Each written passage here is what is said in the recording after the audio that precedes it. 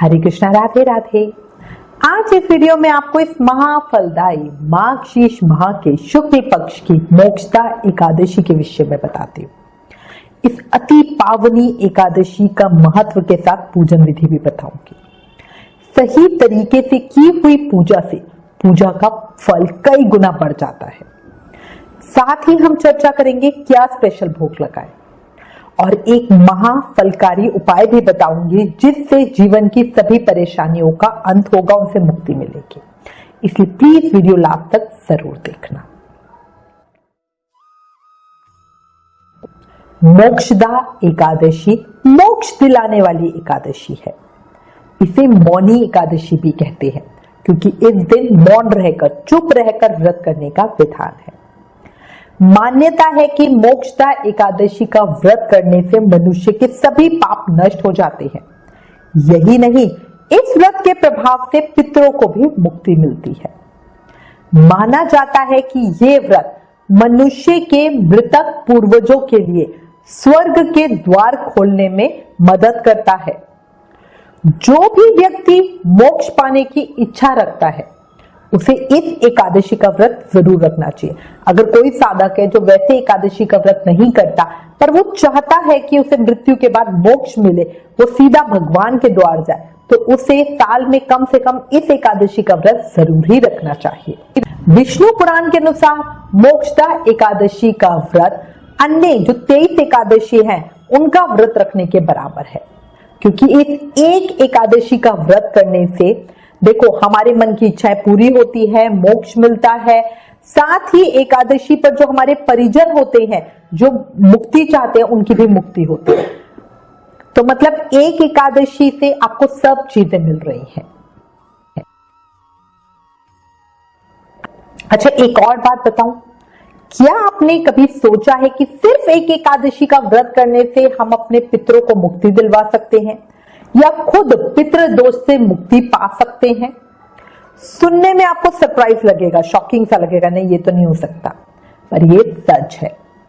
अगर आपको लगता है आपके ऊपर या परिवार पर किसी भी तरह का पितृ दोष है, घर में शांति नहीं है, भारीपन है, तो पूरे विधि विधान के साथ आप आने वाली मोक्षदा एकादशी का व्रत रखें और संकल्प के साथ द्वादशी को जब व्रत को खोले, व्रत का पारण करें, तो इस एकादशी व्रत का फल अपने पितरों को दान दे दे और जीवन में परिवर्तन आपको साफ दिखाई देगा। अच्छा, मोक्षदा एकादशी के दिन ही भगवान श्री कृष्ण के मुख से पवित्र श्रीमद् भगवद गीता का जन्म हुआ था। इसीलिए इस दिन गीता जयंती भी मनाई जाती है।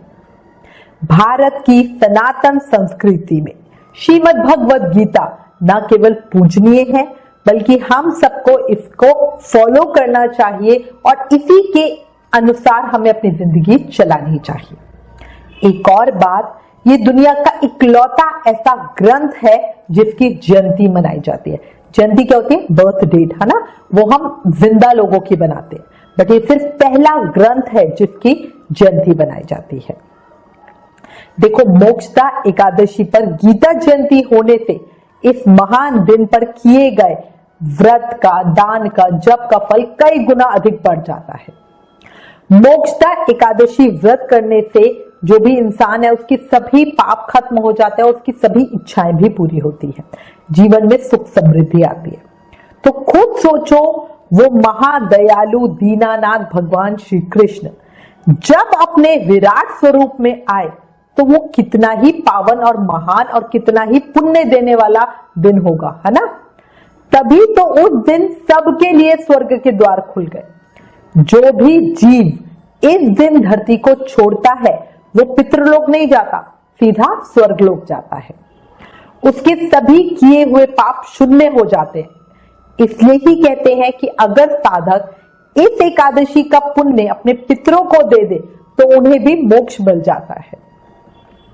बहुत ज्यादा फलकारी है। याद रखना, मोक्षदा एकादशी बड़े बड़े जो हमारे पाप है उनको भी खत्म करती है। एक दिन व्रत रखकर श्री हरि के नाम का कीर्तन करना चाहिए, है ना, रात्रि जागरण करना चाहिए, ये अधिक फलकारी होता है। देखो, ये अति श्रावणी एकादशी मोक्ष देने वाली है, इसलिए अगर कोई साधक वैसे एकादशी व्रत नहीं रखता पर वो चाहता है कि उसे मोक्ष मिले तो वो इस एकादशी व्रत को रख सकता है। अगर किसी साधक को लगता है कि उस पर या उसके परिवार पे किसी भी तरह का पितृ दोष है, या कई बार हमें लगता है ना कि हमारा फ्रेंड्स फैमिली जानकर कोई भी ऐसा है जो दुनिया छोड़ गया है, वो परलोक पे खुश नहीं है, कई बार नहीं होता रात में सपने में हमें कोई दिखते हैं, तो इसका मतलब होता है कुछ ना कुछ हैवीपन है। ऐसा हमें इसलिए लगता है क्योंकि कई बार हम उन्हें सपनों में भी देखते हैं। ऐसे लोगों के निमित्त भी आप ये व्रत रखकर संकल्प के साथ उन्हें इस व्रत का फल दे दें ताकि उनकी मुक्ति हो जाए। इस एक अकेली एकादशी का व्रत का फल मिलने से वो लोग नरक की जो परेशानियां होती हैं उनसे छूट जाते हैं और स्वर्गलोक में चले जाते हैं। पद्म पुराण में भगवान श्री कृष्ण ने स्वयं धर्मराज युधिष्ठिर से कहा है कि मोक्षदा एकादशी वाले दिन जो साधक तुलसी की मंजरी, धूप, दीप आदि से भगवान दामोदर का पूजन करते हैं उनके बड़े बड़े पाप भी खत्म हो जाते हैं, इसलिए आप जरूर करना। अब आपको मोक्षदा एकादशी व्रत की पूजा विधि बताती हूँ। देखो, एकादशी के साथ ही इस दिन गीता जयंती भी होती है, इसलिए इस दिन बहुत दुर्लभ संयोग बनते हैं जिससे इस दिन किए गए किसी भी स्नान का, दान का, व्रत, जाप आदि का फल हमें कई गुना होके मिलता है। सभी साधकों को इस दिन कोशिश करके व्रत, दान, जप आदि जरूर ही करना चाहिए, चाहे कम करो या ज्यादा करो। जो साधक वैसे एकादशी व्रत नहीं करते उन्हें भी इस दिन एकादशी का व्रत जरूर ही करना चाहिए ताकि उन सभी को एकादशी के साथ गीता जयंती का व्रत का फल भी मिले। एकादशी व्रत का पालन हम एक दिन पहले दशमी तिथि से ही करेंगे। अच्छा, एकादशी की पूजा के लिए, क्योंकि एकादशी वाले दिन हम तुलसी या पत्ते नहीं तोड़ते हैं, तो तुलसी, फल फूल जो आपको चाहिए वो एक दिन पहले से ही इकट्ठा करके रखेंगे। दशमी को एक समय शुद्ध सात्विक भोजन खाएंगे, सूर्यास्त होने के बाद हम अन्न नहीं खाएंगे। रात को भगवान का ध्यान करते हुए जमीन पर सोएंगे और ब्रह्मचार्य व्रत का पालन करेंगे। एकादशी वाले दिन सुबह जल्दी ब्रह्म मुहूर्त में उठ के स्नान करेंगे, स्वच्छ कपड़े पहनेंगे, पूजा में काले नीले कपड़े नहीं पहनेंगे, पॉसिबल हो तो सफेद या पीले कपड़े पहनना। स्नान आदि से शुद्ध होने के बाद भगवान श्री कृष्ण का ध्यान करते हुए, भगवान दामोदर का ध्यान करते हुए ओम नमो भगवते वासुदेवाय इस मंत्र का जाप करते हुए पूरे घर में गंगा जल के छींटे मारेंगे। फिर घर का जो मेन गेट है उस पर हल्दी से स्वास्तिक बनाएंगे। फिर पूजा की तैयारियां करेंगे। अगर आप चाहो तो एकादशी की पूजा बढ़िया अलग चौकी लगा के कर सकते हो, अगर आपके घर के मंदिर में जगह नहीं है, और अगर घर के मंदिर में जगह है तो वहीं कर सकते हो। बढ़िया पूजा करेंगे। पूजा शुरू करने से पहले अपने व्रत का संकल्प लेंगे। आप जो भी कर रहे हो उस चीज को बोलकर उसका संकल्प लेंगे। कलश की स्थापना करेंगे। भगवान लक्ष्मी नारायण की अगर आपके पास प्रतिमा, तस्वीर या मूर्ति है तो उनका बढ़िया पंचामृत से अभिषेक करेंगे। अगर आपके सेवित श्री विग्रह लड्डू गोपाल जी है, शालग्राम जी है, राधा कृष्ण युगल सरकार है, तो पंचामृत से उनका बढ़िया अभिषेक करेंगे और उन्हें सुंदर वस्त्र धारण करा के बढ़िया श्रृंगार करेंगे। पूजा में भगवान श्री कृष्ण और महर्षि वेद व्यास की मूर्ति या तस्वीर सामने जरूर रखें। श्रीमद् भगवद गीता की पुस्तक भी जरूर रखें। अब फल फूल अर्पित करें, धूप दीप नैवेद्य आदि अर्पित करें, रोली से तिलक लगाएं, तुलसी दल अर्पित करें, फल और नैवेद्य चढ़ाएं, विष्णु सहस्त्रनाम का पाठ करें। पूजा के बाद व्रत कथा जरूर सुने, ठीक है। भगवान को बढ़िया पीली मखाने की खीर का भोग लगाएं, आरती करें। एकादशी माता की आरती और गीता की आरती भी जरूर करेंगे। उसके बाद जो भी प्रसाद आपने रखा है वो सभी भक्तों में जरूर बांटेंगे।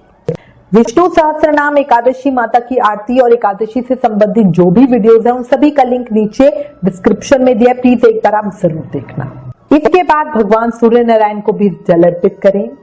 शाम को भी पूजा जरूर करें। अगर निराहार रहकर व्रत कर रहे हो तो बहुत ही उत्तम है, और अगर निराहार नहीं रह सकते तो शाम की पूजा के बाद एक समय फलाहार कर सकते हो। एकादशी व्रत में रात्रि जागरण का विशेष महत्व है। रात को भगवान का ध्यान पूजा जरूर करें। इस दिन श्रीमद् भगवद गीता का पाठ जरूर करें। अगर आप चाहो तो इसी दिन से गीता पाठ का आप नियम ले सकते हो और उसको शुरू कर सकते हो।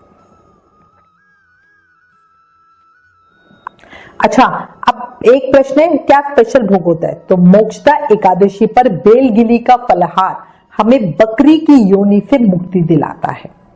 बेलगिरी का भोग लगाएं, प्रसाद बांटे और फलाहार में स्वयं भी खाएं। गर्मियों में आपने बेलगिरी का रस या शरबत जरूर पिया होगा, है ना?